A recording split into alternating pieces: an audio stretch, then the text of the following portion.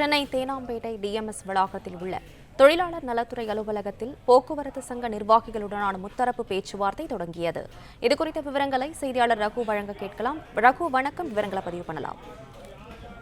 வணக்கம். சென்னை பல்லவன் அருகில் சிஐடியு, எம்எல்எஃப், ஐஎன்டிசியு, அதிமுக, அண்ணாவின் தொழிற்சங்க பேரவை, தமாக, பாமக, தேமுதிக, நாம் தமிழர் கட்சி உள்ளிட்ட 27 தொழிற்சங்கங்கள் சார்பில் காலையில் ஆலோசனை கூட்டமானது நடைபெற்றது.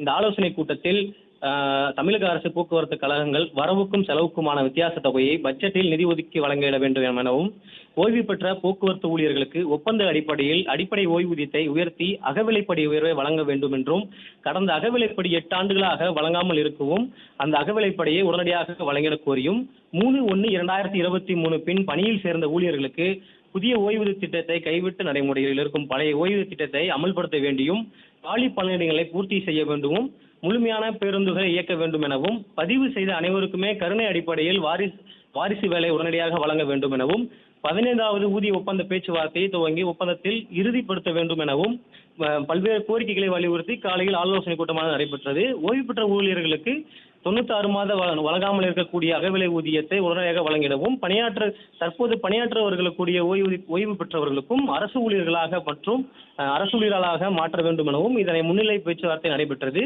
அதன் அடிப்படையில் மாலையில் தொழிலாளர் நல ஆணையத்தில் நடைபெறும் முத்தரப்பு பேச்சுவார்த்தையில் உடன்பாடு எட்டாவிட்டால் வேலை நிறுத்தம் செய்வதற்கான முடிவுகளை ஆலோசனை கூட்டத்தில் எடுக்கப்பட்டது. இந்த நிலையில் ஊதிய உயர்வு உள்ளிட்ட பல்வேறு கோரிக்கைகளை வலியுறுத்தி போக்குவரத்து சங்கங்களின் சார்பில் ஸ்ட்ரைக் நோட்டீஸ் ஆனது வழங்கப்பட்டது. சென்னை தேனாம்பேட்டை டிஎம்எஸ் வளாகத்தில் உள்ள தொழிலாளர் நல அலுவலகத்தில் தற்போது முத்தரப்பு பேச்சுவார்த்தையானது நடைபெற்று வருகிறது. இதில் போக்குவரத்து கழகத்தினரும் தொழிலாளர் நலத்துறை மற்றும் போக்குவரத்து துணை இணை முத்தரப்பு பேச்சுவார்த்தை நடைபெற்று வருகிறது. இந்த பேச்சுவார்த்தையில் தொழிலாளர்கள் நலத்துறை ஆணையர் ரமேஷ், அரசு விரைவு பேருந்து கழக மேலாண்மை இயக்குநர் இளங்கோ மற்றும் சிஐடியு, ஏஐடியுசி, அண்ணா தொழிற்சங்கம் உட்பட 30க்கும் மேற்பட்ட தொழிலாளர்கள் நல நிர்வாகிகள் கூட்டத்தில் பங்கேற்று வருகின்றனர். இந்த கூட்டமானது தற்பொழுது நடைபெற்று வருகின்றது.